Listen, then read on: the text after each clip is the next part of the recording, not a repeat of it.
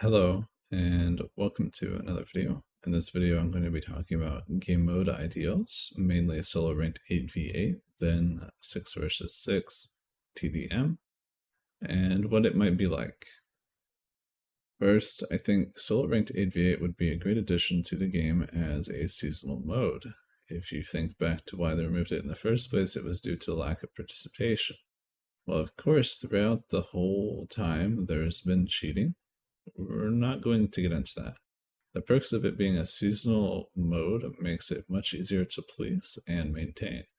Part of it being seasonal is only having it enabled during certain time periods. Also, I think this would be great if possible, as population is an issue with 8v8 ranked back in the day, making it seasonal builds extra hype around it and can be placed into the summer or winter.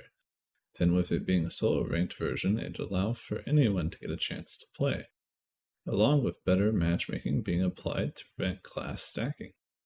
At the cost of course, queue times, this also promotes the want for people to play their main class instead of what is just good. For example, restrictions on more than 2 of the same class and only 1 of the same spec allowed would greatly improve possible balance found in solo ranked 8v8. For example, only 2 Imperial agents or smugglers, not 2 sniper/slinger and 2 operative/scoundrel. A group composition with this amount of heavy restrictions does suck, but since the game mode is inherently not balanced and needs many tweaks, this is the best way of making it more fair for first release. An 8-man group composition possibility, 2x Jedi Knight or Sith Warrior, meaning Marauder Sentinel, Juggernaut Guardian, 2 Counselor Inquisitor, meaning Sorcerer Sage or Assassin Shadow, 2x Imperial Agent or Smuggler, meaning Operative Scoundrel or Sniper Gunslinger, or 2x of Bounty Hunter or Trooper, meaning Power Tech Vanguard or Mercenary Commando. Any of these combinations can happen, just not more than 1 of each spec. Example of that one is APPT and 1 Shield Tech PT, or 1 Corruption Sorcerer and 1 Lightning Sorcerer, and so on. This is generally restrictive enough to not have anything too abusive in your group, as class stacking gets out of hand quickly, and even more so when it's the same spec. Also think anything learned here with matchmaking should be potentially pushed into regular solo ranked experience for Arena, preventing 3 or more of the same class on one team, unless the other team can also have the same, as this is a common occurrence and could be balanced with just slight distribution priority. Now, with that out of the way, you can sort of see how it'd work. There really shouldn't be any sort of ranking, though there's definitely a hidden MMR anyway. I think it'd ultimately be up to resources and the community as for rewards, though I think it'd be an incredibly good source of token farming for those who don't want to dip their toes into Arena. I do think the matchmaking should be a bit more strict, and it would be greatly welcome to see leaderboards for such a thing to promote even more competitive games, but I totally understand why there wouldn't be. As for why I say seasonal, I think the mode would eventually just die out, so having hype of seasonal is pretty cool. Sadly, PvP seasons last really long in Star Wars, so I hope that this could be managed well to not see it die, because it went on for too long and everyone had their fun. Along with that, the effects after it's gone will impact regular war zones, which I think would be an all-around positive, as the nature of both groups of players is at each other's throats. I don't think it's good for the community either. Sure, while one is needed, so is the other. It's quite delusional to think that someone cannot do both. Sure, one requires more interaction and knowledge about the game, but that doesn't always mean they're good at it.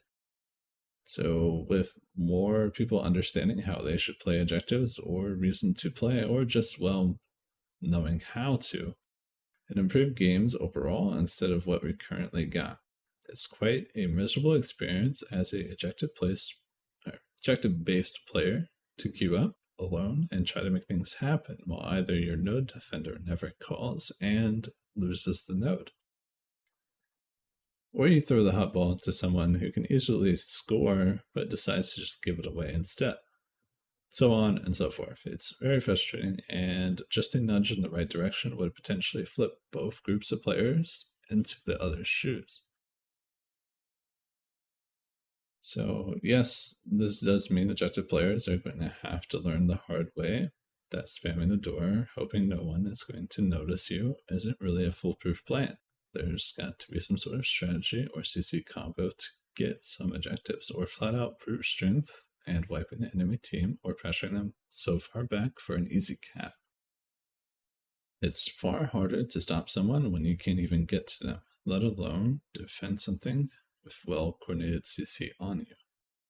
I would hope with this game mode it'd bring back some depth into PvP that's been seriously missing for many players. Yes, I am talking about you. Maybe, maybe not. To the guy spam clicking the objective as he's being hit constantly, I hope you find out there's more to PvP. Sincerely. Anyway, I would love to go into more depth on this, but I don't want to run on for too long, as this is merely an idea I've thought about for a long time and would love to see it in the game. Do keep in mind most of this series I have created to create feedback and suggestions for 7.2.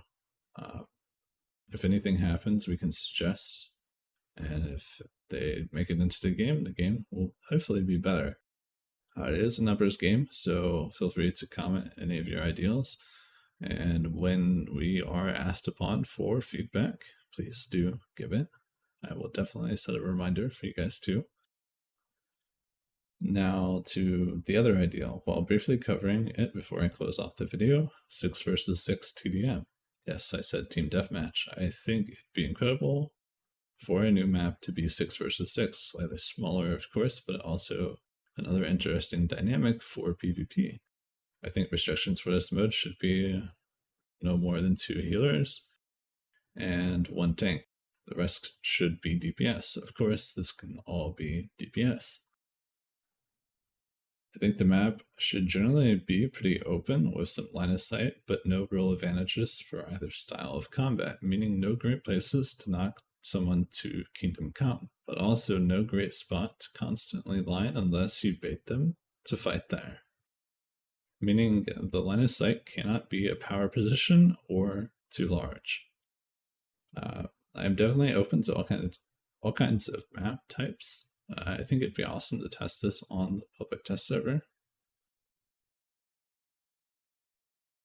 Anyway, excuse my wording on this, as I did not wish to reword it, as I found it pretty funny. I actually have a huge notepad written like this if you guys want to read it. I'll include that in the description. Lastly, this ties with the matchmaking rework for 8v8 and other system updates for other modes also.